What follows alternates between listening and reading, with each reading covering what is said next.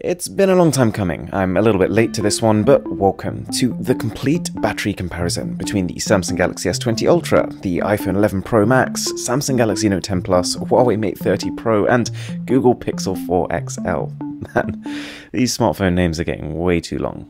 I've calibrated all the phones in terms of settings, screen brightness, and speaker volume, which is set to 50%, so time to unplug, and to kick things off, TikTok. I gotta say, it's not an app that I use, but a lot of people do, so as we're trying to simulate a normal usage case, it makes sense to have it here. Now, if we start with the battery specifications, things look great for Samsung. This new Ultra smartphone packs a 5000 mAh cell. We're talking top 5% of smartphones in terms of capacity, and that makes the three phones in the middle look pretty small, and the Pixel 4 XL on the end look tiny.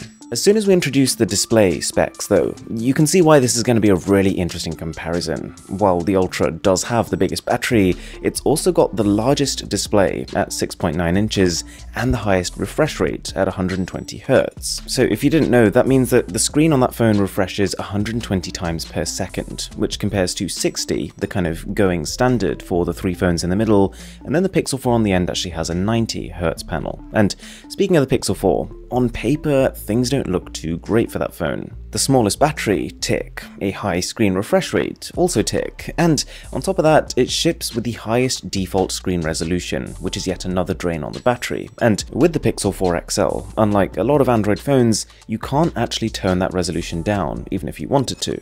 I say that, but if you take a look at the battery percentages of each phone, as of right now, there's some interesting stuff going on. The Pixel 4 XL is actually not at all in last place. It's the Galaxy S20 Ultra, that is, which might be a little surprising, but this could change over the course of the test.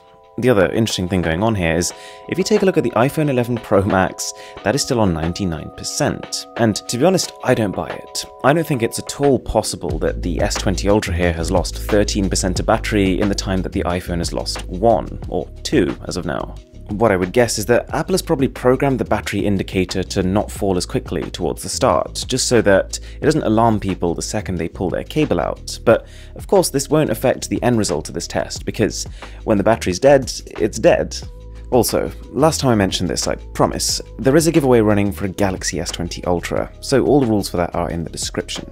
Now, if you take a look at the bottom row of specifications under each phone, you can see the chipset each one's powered by, as well as the amount of RAM, and there's quite a disparity.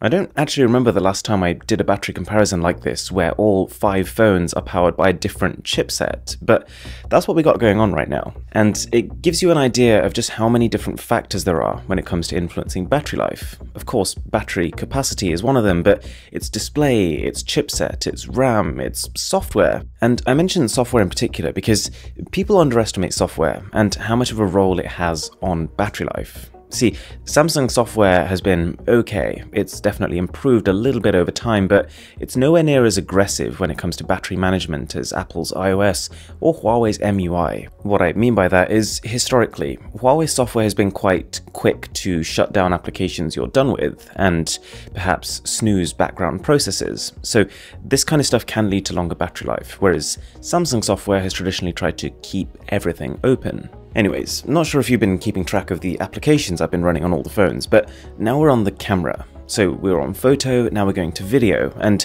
I'm recording 4K video continuously on all of them. This is one of the most demanding things you can do on a phone. It generates a lot of heat and puts strain on the memory because you've got to save big files quickly, and the chipset. It's not a surprise then that the numbers in terms of those battery percentages have been flying off, although you might be starting to notice a bit of a trend. You've got 2 phones at the top, the iPhone 11 Pro Max and the Huawei Mate 30 Pro. In kind of like a middle band, there's the Galaxy Note 10 Plus, and then right at the back you've got the S20 Ultra with the Pixel 4 XL, although Samsung has now overtaken the Google, which is the result that I was expecting.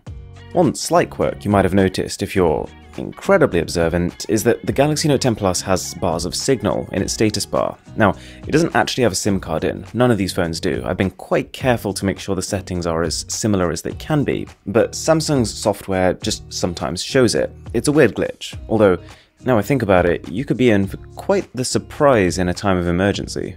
If you've also somehow been paying attention to the clock on the far right, you might have noticed we've passed the 4-hour mark. That's actually quite impressive considering even the Pixel 4 XL in last place is still on 40%. I always say on these tests, if a phone can last 5 continuous hours, that's good battery life. That's the kind of battery life that can generally get you through a day easily. If it can last 6 continuous hours, that's really good. 7, super impressive, and anything above that, well, we can get to it if we get to it. I should also address, you might have already noticed, that the Galaxy S20 Ultra I'm using is powered by the Exynos chip. That's the one we get here in the UK, but if you're in the US you'll have a Qualcomm powered variant, which will perform slightly differently on battery tests, but I don't imagine it would be a day and night difference. After all, the software is still the same, the battery capacity is still the same, and you still have that incredibly draining display on this phone. Between the iPhone and the Huawei, this is neck and neck, this is incredibly close, which is the exact same thing I noticed last time I compared those two phones, where it literally came down to the last few minutes that we saw a winner. And it's becoming quite clear in this test that those two phones are in a league of their own.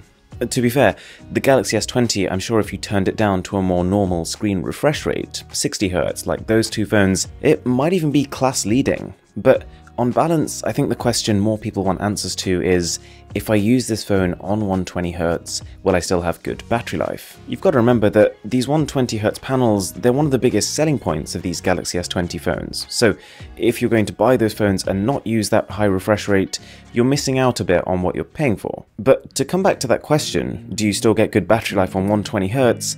The answer has become a very resounding yes. Taking a look at the clock on the right hand side, we're well past the 6-hour mark, and the Pixel has actually just died right now, which actually supports a lot of the articles I've seen recently that Pixel battery life has improved over the lifetime of the phone. See, when the Pixel 4 launched, those phones were slated for their battery life. Like, it was not pretty, but right now, having just performed over 6 hours 20, that's incredibly solid. That is comfortable to the point where I'd be happy recommending the Pixel 4 XL as a reliable battery phone. And the Ultra has called it a day too.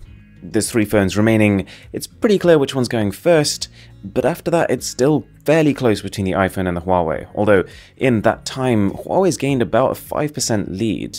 Now, last time I compared these two phones, they were basically tied. In the end, the iPhone kind of edged it out by a few minutes, but it was close enough that it's perfectly possible that trend could be reversed, because we're running completely different applications this time round, and you've got to remember since launch, both phones have had a whole multitude of updates, and that can also improve battery life. Anyway, you've probably had enough of staring at slabs of glass and battery indicators, so what were the results? Well, in 5th place, Pixel 4 XL with 6 hours and 26 minutes. I've said this before, I'll say this again, I'm impressed. 4th was the S20 Ultra, and on one hand, yes, it's 4th place, but on the other hand, the time itself is fantastic, especially considering that this is with 120Hz mode on. Following this, the Galaxy Note 10 Plus, with its psychedelic rear finish, 7 hours and 28, on a similar tier to the S20 Ultra, but remember, with a 60Hz display. And now, in 2nd place, the iPhone 11 Pro Max, leagues ahead, 8 hours and 28 minutes. This is pretty much one of the best battery lives you can get on a smartphone, and it's got fantastic standby life too. And that leaves Huawei with 8 hours and 46 minutes as the king of this battery comparison. Between this and the iPhone, they'll trade blows, so which one wins will depend slightly on how you use your phone, but both are absolutely phenomenal. And as a final takeaway, you can be rest assured that the S20 Ultra's battery life is really good too. And it could well be right at the top if you use 60Hz. With that being said, my name is Aaron, this is Mr. Who's the Boss, and I'll catch you in the next one.